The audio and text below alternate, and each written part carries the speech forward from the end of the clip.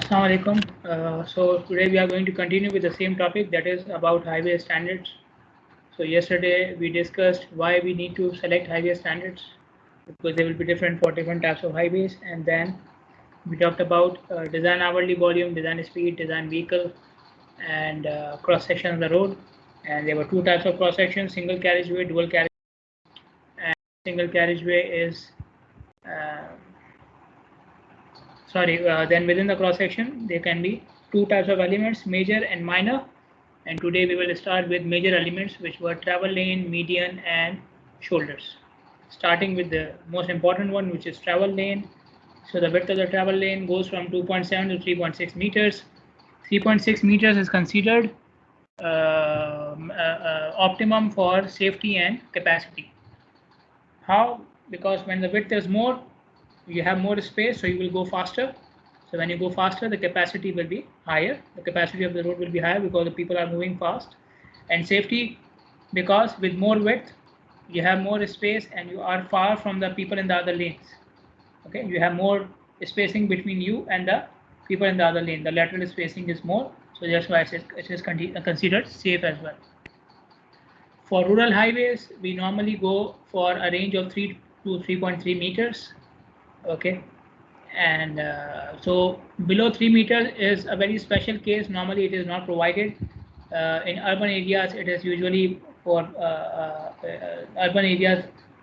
Usually have highways with wider travel lanes than 3 meters, and so up to 3 meters you can do for rural areas.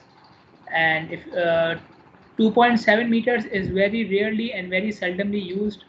It is mainly used in for local streets in congested urban areas where the space for the right of way is limited. So you don't have much space, so you have to rely on whatever available space is there. In that case, you may go for a width of 2.7 meters as well.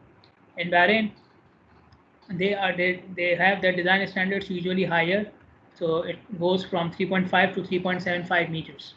Okay, which is more than the recommended value of ASHTO.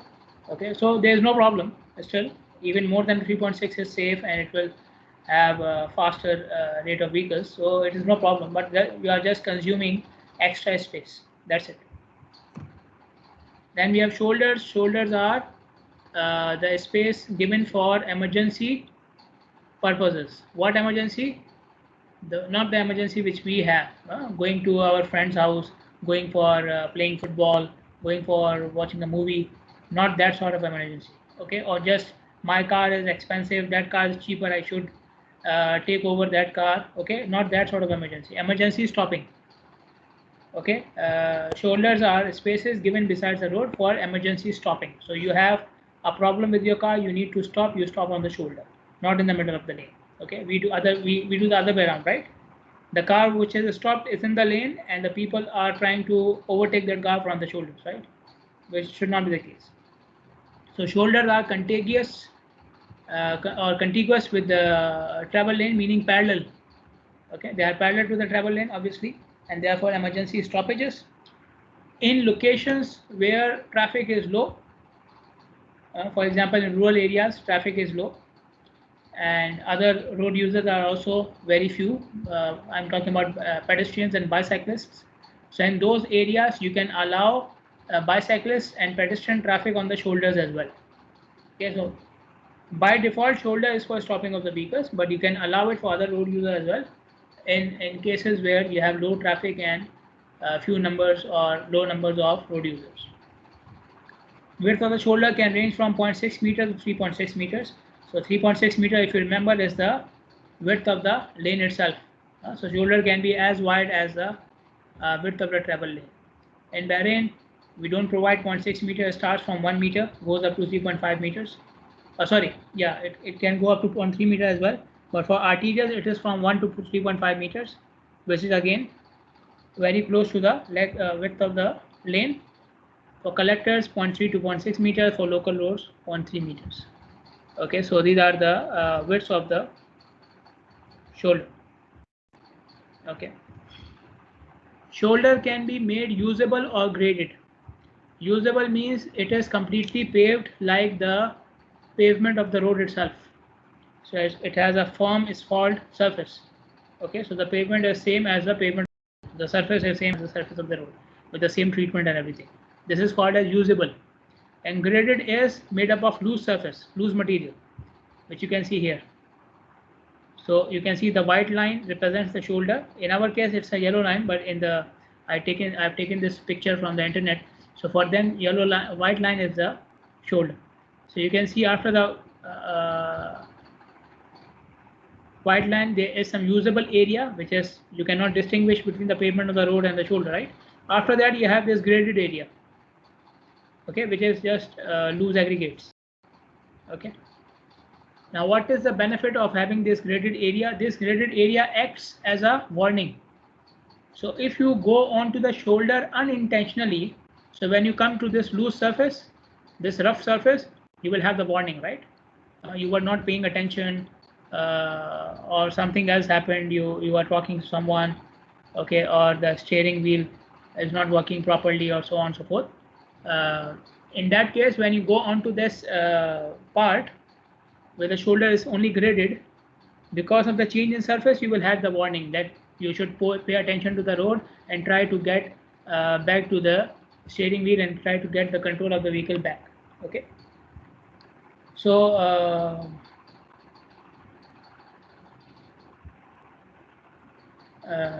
what was I saying? Yeah, so this is the use of this is the function of usable shoulder. This is why we provide this graded shoulder. Okay. Now, where do we provide graded shoulder? We talked about side slope. Okay, so you can see the side slope here. When the side slope is very steep, and when the side slope is steep, when you have a large difference between the road level and the ground level. Okay, so when the height of cut or fill, remember I talked about it last time as well. When the height of cut or fill, meaning the difference between the ground level and the road level is high, then or the height of cut or fill is is large, then we provide a steep side slope. So for a steep side slope, the shoulder before it should have some graded part as well. Okay, why? Because if the vehicle goes out of the lane, it goes into the shoulder, and the driver still does not have any warning, and the vehicle goes onto this steep side slope, what will happen? It will fall down. Okay, you can imagine what type of accident it will be. It will be a very bad accident when the vehicle is rolling down the side slope. Okay, it may cause damage to the other property and the people who are beside the road as well. Okay, so we need to avoid that. So whenever you have a steep side slope, you provide a graded shoulder. So before going on to the side slope, the driver has the warning that you are going out of your lane. Okay, this is the use of the graded shoulder. So whenever you are providing a steep side slope meaning side slope more than 4:1. Side slope of more than 4:1 is considered a steep side slope. Okay. So 2:1, 3:1, then you will provide a graded shoulder there. Okay, so either you can make the or some part of the shoulder should be graded. But if it is very flat side slope, then no problem. You can make the whole shoulder as usable, no problem. 0.6 meter shoulder width is used for low type of highways. Low type of highways means local streets basically. Why we call them low type? Because they are narrower, less speed, less flow, not good surface, and so on. Okay, so their level of service, if you remember, I use the word level of service, quality of flow is not good, so we call them low type of highways. So those highways we provide very small width on the shoulder because there's less traffic and most of them are cars. But if you go towards other highways, and the usual width is, or the preferred range is 1.8 to 2.4 meters. Okay, if you are allowing bicyclists and pedestrians to use the shoulder as well, then do not provide a width of less than 1.2 meters. Because if you provide less than 1.2 meters, and if the vehicle is stopped there, then bicyclists do not have any space, or the vice versa. If the pedestrian passing from there, then the vehicle will not have any space to use the shoulder, or otherwise it will hit the pedestrian. So wherever these other users are allowed on the road, you must provide a width of at least 1.2 meters of the shoulder. If you have a highway with HGV traffic, HGV, I explained it yesterday as well, heavy goods vehicle.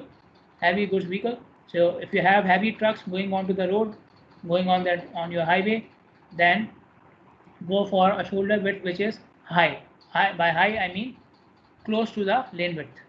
as close to the lane width as possible, as close to the 3.6 meter width as possible. Why?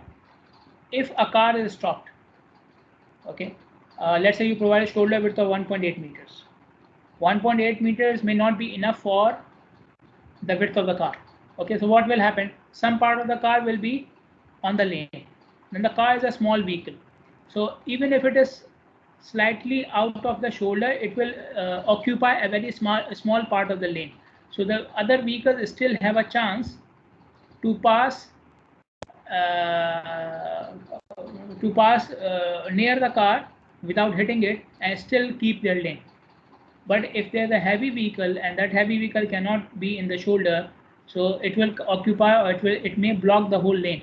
So it may cause traffic jam, it may cause accident, and you can imagine if an accident happens with a truck, it will be a severe accident. On the other hand, if because of some reason accident happens with a stopped car on the shoulder, then at least the accident will be of low severity. So wherever you have heavy trucks on the road, you prefer higher width of the shoulder.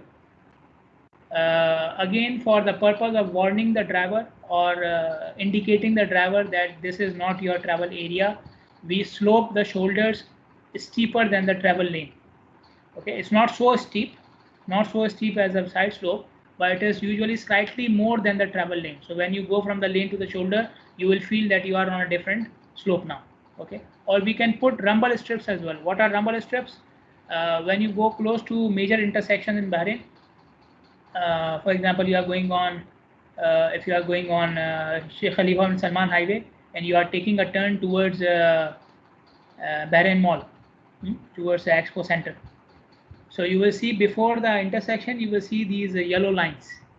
Okay, I think they are there on Sheikh Salman Highway as well when you are going towards Tubli. So these yellow lines are basically rumble strips. Also, what do these lines do with you? When you are on these lines, your car vibrates. It has a little bit of bump, so your car vibrates, and because of that bump or vibration, you are warned and you know that there is a signal ahead and you prepare for the signal. Okay, so on the shoulder it has the same thing. So when you go out of the educational area on Sheikh Salman Highway and you take the signals which are going under the bridge of the Istiqlal Highway, you will see these yellow lines for the shoulder as well. Okay, so you can mark the shoulders with rumble strips, the cross-sectional yellow lines, so they will create a bump on the road, and these bumps will warn the driver when they are on the shoulder. Okay. Then we have medians. Medians are in the middle of two directions. So the main function of median is separating one direction of the road from the other direction. Okay. The width of the median is counted or is measured from the edge of the travel lane of one direction to the edge of the travel lane of the other direction. Let me show it to you here. So you see, this is the edge of the lane. After that, I have the shoulder. Shoulder will be part of the median. Shoulder will be considered part of the median. So when you are measuring the median, you will start your measurement from here. This is the edge of the lane. Okay, so if there is shoulder or drainage channel here or anything is here, trees, barriers, whatever, they will become part of the median. Okay, so median width will be edge of lane in one direction to the edge of the lane in the other direction. Okay, so if you consider this picture, you can see the white line here. So from this white line, which is the edge of the travel lane, to this white line, which is the edge of the other travel lane. Between them, you can see some shoulder area, some grass, and some barriers, and so everything is included in the median. Median range ranges from 1.2 to 25 meters. Okay, and the width of the median should be proportional to the width of the road itself, width of the other elements of the road. Okay, so if you are increasing the travel lane width and the shoulder width, then you must increase the width of the median as well. Okay, don't provide a narrow median with wide shoulders and wide lanes. Okay, it should increase proportionally. There is no fixed value, but it should be in proportion. 3 meter width is recommended for a 4-lane urban freeway, a 4-lane arterial, and by 4-lane I mean 2 lanes in each direction. 4-lane means 2 lanes in each direction, and 6-lane means 3 lanes in each direction. So 3 meters recommended for a 4-lane arterial, and you can give up to 8 meters for a 6-lane or a wider road. Okay, in Bahrain we use 6 meters for collectors and 10 meters for arterials. Okay. Now medians can be of three types. You can have raised median, depressed median, or flush median. Let me show you the words here.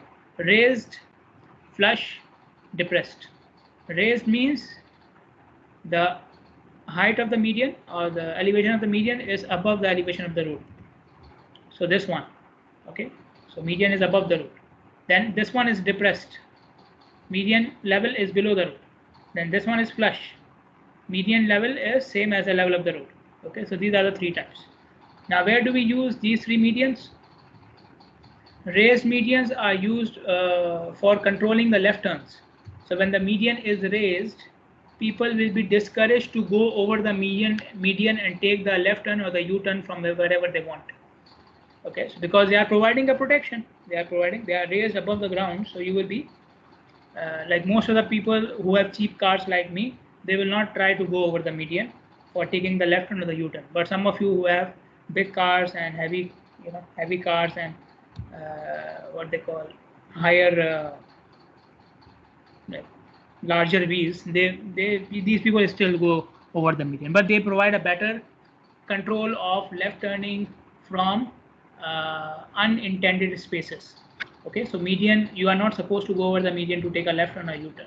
So raised medians are better, providing a better control for controlling the left turn, for prohibiting the left turn from any illegal space. Okay, so you will with raised median, most of the times you will take a turn wherever it is provided. Okay, but there are two problems with raised medians. First of all, the problem of safety. If your car goes out of control, it hits the median, then it may cause damage to your car. It can cause your car to go to deflect back towards the road as well. So you are like going like this, you hit the median at high speed and you make cars. Okay. Second problem is the shadow. When the median is high and you have headlights for the people from the other direction, these headlights will cast a shadow of the median on the road, and this shadow may create confusion for you. You may see, it may seem like there's an object on the road, or maybe the marking is not clear enough, okay, because of the shadow. So these are the problems with raised medians. Now if you have a depressed median is good for drainage. So you can have a drainage channel on the median and the water will go towards the channel and it will carry it forward. Okay, so you don't have to flush the water or drain the water towards the side. You can do it on the median as well. And usually the the depressed medians have very steep side slopes. The side slopes for the flush median are the same as the side slope of the road. So they are very steep. So the drainage is very fast. On a steep slope, the drainage is fast. Okay. So the main advantage of depressed median is the drainage, the depressed median. Yeah. And the flush median is used on urban freeways because on urban freeways the speed is high, the traffic volume is high. So we don't want to create the problems for which can be because of raised medians, right? The problem of safety and shadow and so on. So we can give flush median on urban freeways. But these flush medians should be crowned. Crowned is this shape. Okay, crown is the normal cross-sectional slope of the road, which is usually in this shape, like what do you call it? Like a zigzag, right? Goes up and down. So it's like two triangles joined together, or whatever you want to call it. So this is the shape. So the median, if it is made flush, then it should not be made straight or flat. It should follow the crown of the road, the cross-section slope of the road. So the drainage will be done across the median as well.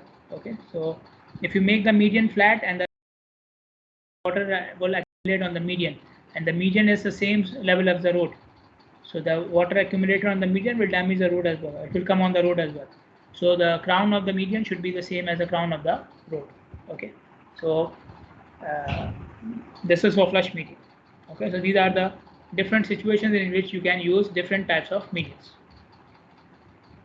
I told you one of the function of the median is this one, separating traffic from opposite direction. But there are other functions of the median as well. For example, it can serve as recovery area for out of control vehicles. What are out of control vehicles? Vehicles to which driver is not fully in control. Either the driver is not paying attention, or there is some problem with the vehicle. It was going too fast, and now the driver cannot control it. Okay, so because of the speed, or because of the lack of attention of the driver, or because of some problem with the steering wheel or the brake or some other part of the car, it is going out of control. Okay, the driver cannot completely control it. So for those cars, we provide recovery area. What is the recovery area? The area in which, or the space in which, the out of control vehicle, you can allow the out of control vehicle to go without damaging any other vehicle, without damaging or without interfering with any other traffic. Okay, so this is the recovery area. Okay, so median, if your car goes out of control, it goes over the median. Obviously on the median you will not find any other car. Hopefully nobody has parked its car there because there was no parking in the mall beside the road. Okay, hopefully it will not happen. So the median is usually empty. So if your car is out of control, it goes over the median. Till the time it is on the median, you still have the chance to get the control back of the car, or to stop it, brake it before it hits anybody else. Okay. Then it provides stopping area for emergency. This is in case you don't have shoulder on the inside of the road. If you don't have any shoulder on the left hand side of the road, now let's say you are in the left hand side lane, in the third lane, something goes wrong with your car, or you are receiving an emergency call, you don't want to miss it. So if you try to go towards the shoulder on the right hand side, because there is no shoulder on the left hand side, then in going towards the right hand side, you may cause an accident because you are in a hurry, or the car is not moving properly. You may cause an accident, jam. It is better for you to go towards the median. It's closer. Okay, so median can be used for emergency stopping. Again, I keep on saying emergency means emergency stoppage. Okay, emergency doesn't mean that you go over the median and endanger everybody else on the road. Okay, emergency stopping. So if you are in the left hand side lane, you don't have the chance to go towards the shoulder on the right hand side, you can stop your car on the median as well. Okay, and this thing can be seen very commonly in Bahrain as well. People do this. Okay, storage for left turners. What is the storage space? Storage space is the space provided for turning vehicles to wait for their chance to make a turn without interfering with traffic from any other direction. For example, this one. Okay, so you can see this space is given for left turn. I want to make a left turn, I will come here and I will stop here. Now till the time I'm stopped here, I'm waiting for my chance to make a turn, because maybe the signal is red, or because there is some pedestrian crossing, or maybe because the car is coming from the other side. So I cannot make the left turn. So until the time I'm stopped here, I'm waiting, people can still go straight or in any other direction without me being in their way. Okay, so I'm not in the way of anybody who is going in any other direction. Okay, so this becomes an storage space. And in this example, you can see where is the storage space? In the space of the median. So usually the median, some of the median space, or maybe the complete median space, is used as storage for turning vehicles near the intersections or at the intersections. Okay, so one of the examples is this one, which I have drawn here. So this is the median. Okay, so the complete width of the median was this much, but when you get close to the intersection, I made it narrower. So I have some extra space here. So this extra space is for left turning. Okay. It can provide refuge for pedestrians. Refuge means safety. So you must have heard the words refugees, people who go to other countries for peace and security. Okay. So refuge for pedestrians. When pedestrians are crossing the road, there may be too many lanes on the road, and they do not have the chance to cross all the lanes at the same time. So they can come in the middle of the road, stand at the median, and when the other lanes are empty, they can go there. Okay. They can reduce the headlight glare effect from the other side. So we talked about glare recovery in chapter 3. So headlights from the other directions can cause a glare effect on your eyes. So if you have a median and the median has some barrier or some protection, then the headlights will not directly glare in your eyes. It can also provide temporary lane during maintenance. Now this one can be seen on many locations right now in Bahrain because there's so much construction work going on in Bahrain. Okay, you go to Salmabad Highway, Sheikh Zayed Highway, Sheikh Salman Highway, Sheikh Khalifa bin Salman Highway. On all those highways, previously on Wadi Sail Highway as well, I think 1 or 2 years ago. On all those highways, when there was construction work going on, so they were doing construction in one lane, so that lane was blocked.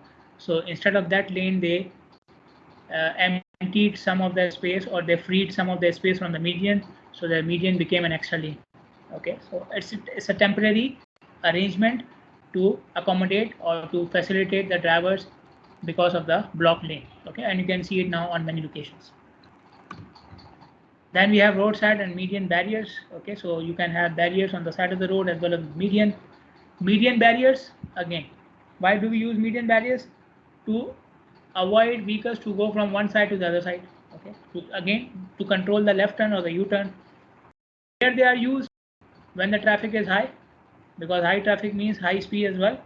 So if people are crossing over the median from one side to the other side, they will cause congestion. They may cause accidents as well. They have problem of safety, and they will cause congestion because both sides are maybe completely filled. Okay. Another use of median barrier is if there is a drop off, meaning a very steep change in elevation, or an obstacle on one side of the road. So for example, you can see the barrier here. Okay, this barrier is not out because of drop off. I'm just explaining it. So maybe this side is higher and this side is very low. So if people try to cross over the median, they will fall off. There is a chance that they will fall off towards the other side. So you do not want this to happen. So you put a barrier so people don't commit suicide like this. Okay, or there's an obstacle on this side of the road. So if the people cross over the median, they will hit the obstacle. So in order to avoid that, you provide the barrier. So these are two conditions in which median barriers are provided: high traffic, or an obstacle, or a drop off. Then roadside barriers. Okay, roadside barriers are provided to for three purposes. First of all, they are provided if there is a chance that the vehicle may fall off from a height if it goes off the road. So you can see one example here. If it goes off the road, then you can see the difference between the road and the ground elevation is very high, and the side slope is very steep. So if the driver does not, if the driver goes off the vehicle accidentally, and then it can fall over. The vehicle can roll over the embankment. Okay, same thing for the bridge as well. Same thing happens on the bridges as well. Okay, so if you have a steep side slope, and the steep side slope is when the difference between road level and ground level is high, or if you have a bridge, obviously bridge is over the ground. So on all the bridges, you will see a roadside barrier. On all the bridges, you will see a barrier on the side of the road because of the danger of going off the road, avoiding the danger of going off the road. Okay. Another other applications of roadside barriers are to protect the. So you have high speed roads, high volume road with high speed, and you are expecting pedestrians to move on the side of the road. So in order to avoid the pedestrian from getting hit by the vehicles, you provide roadside barriers. Okay, or you feel the property, the buildings or garages or whatever it is on the side of the road is very close to the road, and any vehicle which is out of control will go and directly hit the property. Then you may provide barriers for protecting the property as well. So roadside barriers are provided for bridges, provided for high embankments or steep side slopes. Both of them are mean the same thing basically. On high speed roads and high volume roads, and protect properties when property is located very close to the road or the property is very sensitive. Okay, then you provide roadside barriers. Roadside barriers or any types of barriers can be of three types. They can be made up of concrete, timber, and guardrails. Concrete means concrete, timber means wood, and guardrail means it's a soft steel. Guardrail means soft steel. You can see this one is, and this one is guardrail. Okay. Concrete barriers are hard so they stop the vehicles immediately. When the vehicle goes and hit the barrier, it will be stopped immediately.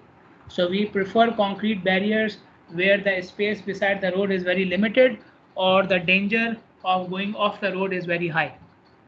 For example, on bridges you will see concrete barriers, because if you go off the bridge, then there's no saving for you, right? There's no chance for you to be saved. You will go off the bridge, you will hit, you will fall off the road, and you will be badly damaged. The car will be damaged, you will be injured, and you may injure others as well. So for bridges, you will see concrete barriers. Okay. Then guardrails are soft barriers. So whenever the vehicle hits it, these guardrails, they bend and collapse, and they cause less damage to the vehicle, but the vehicle may go forward slightly with the bending of the guardrail. Okay, so it will not stop immediately. Okay. Now let us discuss a bit more about the guardrails. Okay, so I told you guardrails are longitudinal barriers on the edge of the road, and they are to prevent the vehicles from going over the roadway. And they are installed if the embankment is higher than 2.4 meters or the shoulder has a slope of 4:1. Okay, side slope of 4:1. Okay, steep side slope, high embankment. I already discussed these things. Now guardrails are of two types: W beam and box beam. So this one is for W beam and this one is for box beam. So if you can look at the side, if you can look at the view from the side, this will look like a W, and you can look at the 3D view for this one. It looks like a box, okay, a square. So that's why it's called a box beam. These guardrails are attached with these vertical posts, okay, and these posts are very weak. So whenever a vehicle hits a guardrail, an out of control vehicle hits a guardrail, the post will fall down, it will collapse, and it will cause the guardrail to be bent, and this will cause less damage to the vehicle. But obviously when the post is collapsed, then the vehicle has a chance to move forward as well, which does not happen with concrete barriers. So concrete barriers cause more damage to the vehicle, but it lets the vehicle stop immediately, and guardrails, they absorb the energy, they collapse, and they cause less damage to the vehicle, but the vehicle will not be stopped immediately. Let us talk about curbs and gutters. Starting with curbs. Now both of them are usually at the same place. Curbs and gutters are usually at the same place, so that's why we are discussing them together. What are curbs? Curbs are raised structures made up of blocks, either cement blocks or bituminous concrete blocks. Okay, so these are concrete blocks either made up of cement concrete or bituminous or asphalt concrete. You can see them here. So we are talking about these blocks. Okay, what is the purpose of having them? They indicate the edge of the travel lane, the edge of the travel area. Okay, so whenever these blocks are there, that means this is the end of the space allocated for the vehicle. The vehicle should not go over these blocks. Okay. They also indicate the walkway for the pedestrian. So the pedestrian walkway is usually beside these curbs. Other uses of the curbs are they control drainage. So drainage channels are usually also beside the curb, or sometimes they are under the curb as well. Okay, and remember I'm saying curb, not curve, curb with the B. Okay, it looks good in the figure, it's just a gray block, but in Bahrain you must have seen yellow and white blocks as well, and black as well. So you can color them, it looks good. It reduces the right of way. Okay, and this is what I told you.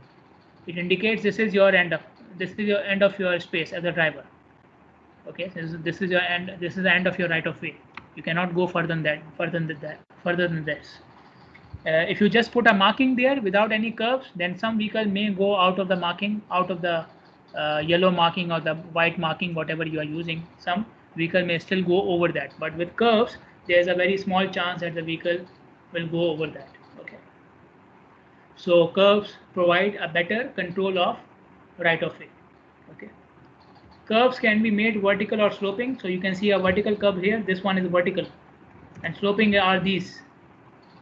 Okay, so the first one is vertical curve, this one is vertical curve, and these are sloping, and you can see their dimensions are given as well. Vertical curves have a height of up to 200 millimeters, 150 to 200 millimeters. Okay, so I think 8 to 12 inches, something like that. Not 8, 6 to 8 inches, right? 6 to 8 inches. Vertical curves are not used on high-speed roads.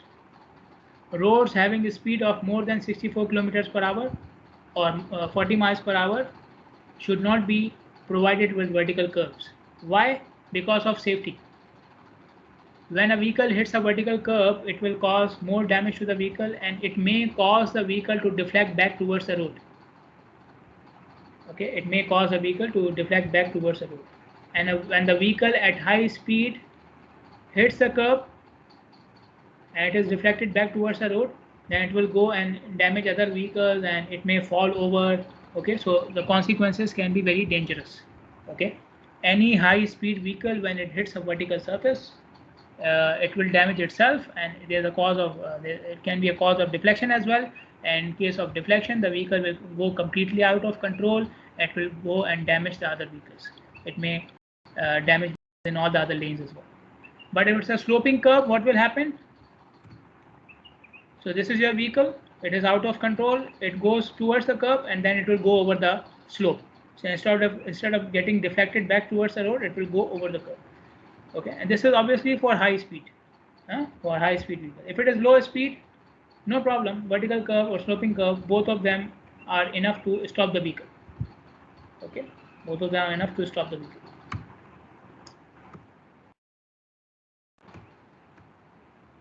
Then gutters are drainage channels or drainage ditches, and as I said, these are given on the side of the curb, so that's why we are discussing them together. The slope of the drainage channel is usually very steep to prevent the drivers from going into that channel. Okay, and also it is steep because drainage channels are for gutters are for drainage, so drainage will be faster if the slope is steep. Okay, so usually the cross slope for drainage channels is up to 8%, and the width can be up to 1.8 meters. The minimum is 0.3, maximum is 1.8 meters, and the width will depend upon the quantity of water you are expecting. So in Bahrain, we don't expect much rain, so the quantity of drainage required is very less. So you can go for shallow or narrow gutters. But if you are designing for Malaysia or some other tropical country, then you will go for higher widths. Okay. Gutters can be made into V shape, or they can be broad and flat, or they can be rounded. Okay, so this is V shape, this one is flat, and this one is rounded. Now you cannot see the round from this side, but it is like this, like a U, like a sag curve. Okay. Now sidewalks. Sidewalks are for pedestrians. So pedestrians are mainly in urban areas. We talked about it earlier as well. Okay. So whenever you are considering the space requirement for highways, we talked about it in chapter 15 as well. Whenever you are selecting the route of the highway, don't presume the highway to be a line. The highway has a width. So whenever you are dealing with the width of the highway, even when you are selecting the different routes, you must see, are there any pedestrians expected beside the road? If they are, then you must see if you have enough space for the sidewalk or not. Don't just look at how many lanes you have or how many lanes you can have. Also look at what is the requirement for the sidewalk as well. So minimum requirement for sidewalk is 1.2 meters, and it's for residential areas because number of pedestrians are less in the residential areas. It can go up to 2.4 meters in the commercial areas. And why? Because there are more pedestrians there, so they will walk side by side. They need more space. In Bahrain, on arterials, beside the arterials, they provide a width of 5.3 meters. For collectors, it is 4 meters, and for local streets, it is 3 meters. Now, usually, beside the arterials, sidewalks are very rarely used. So most of the times, beside the arterial, you will not see any sidewalks because it is dangerous. I already told you about it. High-speed road, more cars, so it's dangerous for the pedestrians. And obviously, they don't have any crossing as well. So they will just walk beside the road to where they need some crossing as well. So although if you are providing it, you have the best, but if you are not providing it, it is preferred to not provide it beside the arterials. Okay. having a space for sidewalk is not enough. You have to encourage the pedestrians to use it as well. How do you encourage it? By making it smooth and flat and possibly covered. Okay, this will encourage the people to use it. If you have just left the space and the space is just loose surface and there's dust and sand there, and there's no covering, people will not be encouraged to use it. They will be, you will see people walking directly on the road itself. You can see it at the locations where you don't have a sidewalk and people are using trying to go from that road. You will see them walking on the lane. Okay, so try to encourage the people to use their allocated space by making it more attractive for them. Okay, King Fahd University in Saudi Arabia, the sidewalks were made very beautiful with the covering of the trees. Okay, so trees were covering the whole sidewalks from start to end. Okay, so it was very beautiful, and even during the day, in the hot day of June and July, you can just walk through it. Okay, no problem. The only problem was during the night, there was not much light. Okay, because the trees were totally covering it. Then we have the cross slope. Cross slope means the cross sectional slope of the road. Okay, the cross sectional slope of the lanes. Okay, usually cross section slope of the lanes is very low, very small, very mild. So you can see here up to 2% for high type of roads and up to 6% for low type of roads. And I already told you low type means local roads, high type means collectors and RTDs. Okay, high type means the roads which are designed for high speed and heavy volumes. Okay, these are high types. Now, why the cross slopes are different? Okay, cross slopes, the main function of the cross slope is drainage. The water should get off the pavement as soon as possible. Okay, so that means we should try to make it as steep as possible. But if you make it too steep, then it will be uncomfortable and dangerous for the drivers. Imagine you are going on a surface like this, the surface which is, okay, take this one. Imagine you are going on a surface like this. So drainage on this surface will be very fast, but for drivers is not good. This one or this one, okay, whatever you want to take.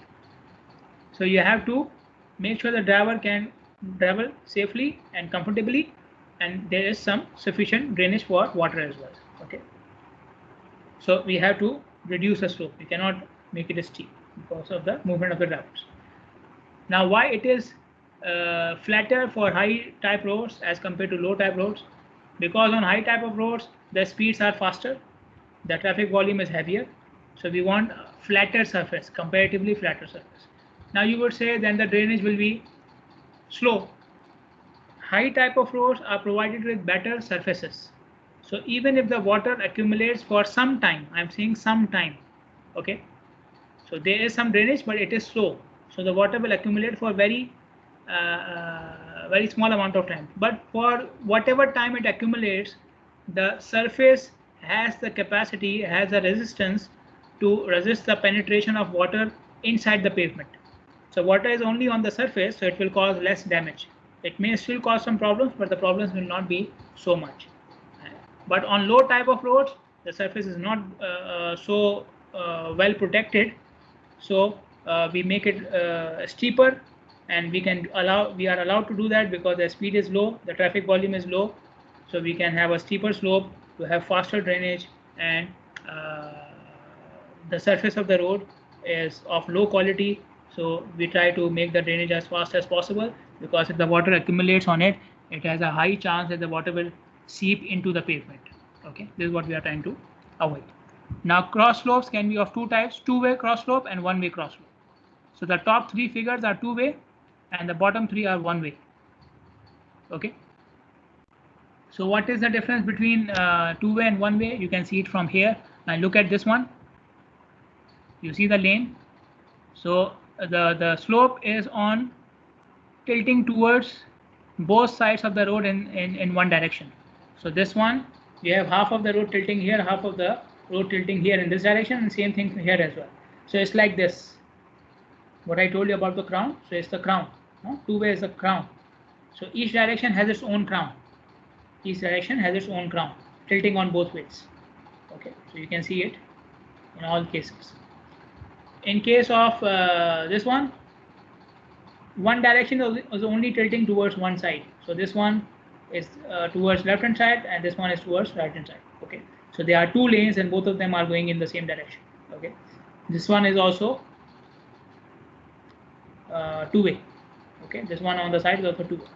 So whenever you have tilting in the same on the same side towards the same side for all the lanes in that direction, that is one way. But if the lanes in one direction are tilting in opposite sides, that is two-way. Okay, and this is what we call as crown. Two-way cross slope allows faster drainage. Two-way cross slopes allows faster drainage because half of the water is going on one side, half on the other side, so it will go off the pavement faster. But for two-way drainage, I need more drainage channels.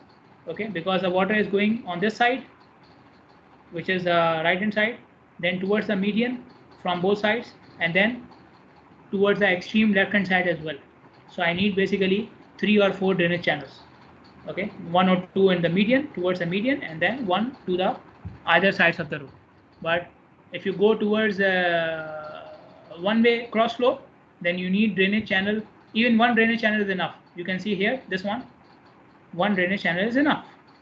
The water will come towards the median. You have a drainage channel on the median. Maybe it's a depressed median. Water will come here. It will move forward. Okay, but the drainage will be slower. Okay, but the requirement for number of drainage channels will be less. Okay, so the construction and the space requirement will be less for one way. Now, one-way cross slope is used for one-lane roads. Okay, for multi-lane roads, you may have two-way or one-way. You can see it here for multi-lane roads. But if it is one-lane road, then obviously you cannot have a crown. You cannot have half of the lane in tilting one way and half of the lane tilting the other way. Okay, this will be wrong. So if it is one way, obviously it will be one-way slope. Okay, so we will stop here. Do I see any questions? No. Okay, so I will take the attendance now. Ala Ahmad.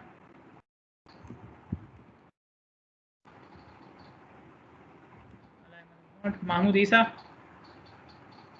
Yes, doctor. Mohammad Al Ajab. Yes, doctor. Zahra Ali Ahmad. Balqis Muhammad.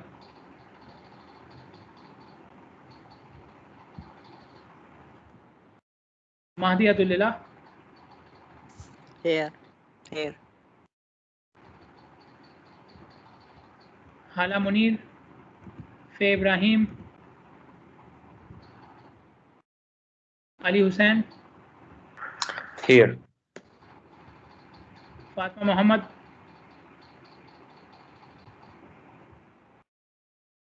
Latifa Hassan.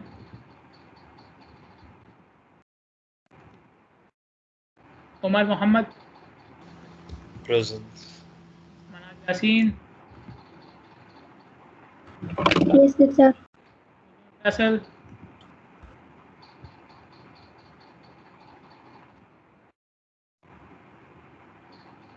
Sarah Khamis. Muzun and Sarah are here. Zainab Ali Ahmad. Okay, Noor Tawfiq. Okay. Mohammad Jafar. Present. Wasan Rafiq. Okay. And Bayan Kadam. Bayan Kadam. Okay, people from section, did I miss anyone? Everybody is done. Okay, people from section 1. People from section 1.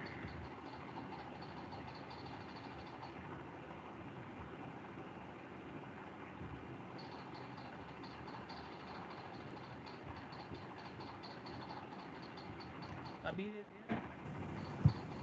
Me, Dr. Abir. Okay. Ola Hassan is here. Okay, fine. Ahmed Doctor. Qasim. Ahmed Qasim not here. Anybody else from section 1? Anybody else from section 1? Amira Sayyed or something.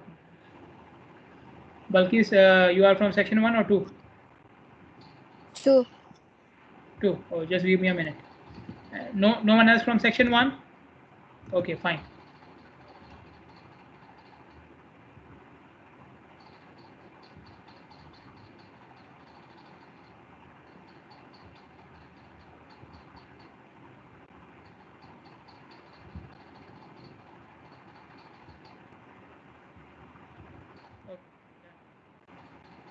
So everybody done? Okay. I'll see you guys on Thursday, inshallah. Assalamu alaikum.